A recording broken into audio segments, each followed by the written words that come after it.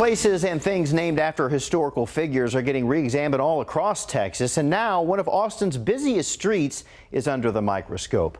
KVU's Bob Buckaloo has the backstory. It's one of Austin's busiest streets, Lamar Boulevard, a road with an interesting history named for a man whose personal history is being re-examined.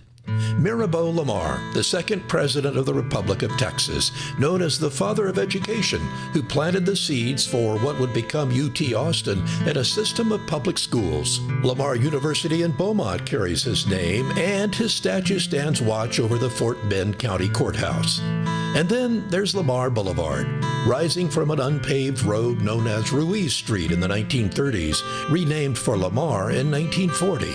But in the early Texas Republic, Mirabeau Lamar promoted black slavery, and his orders forced Native Americans out of the state, many dying on their way out.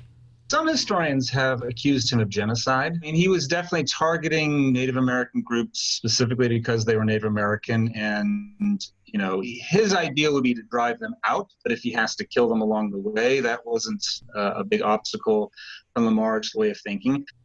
A recent Change.org petition calls for the city to remove Lamar's name from Lamar Boulevard, citing his racist past. And Austin City Hall's Equity Office drew up a memo 2 years ago that listed streets that are named for historic figures with ties to slavery.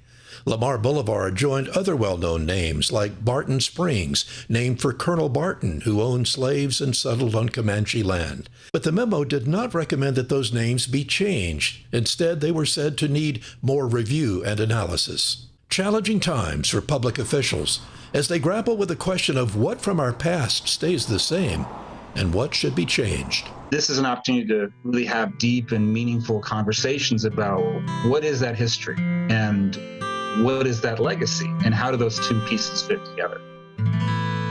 Bob Buckaloo, KVU News.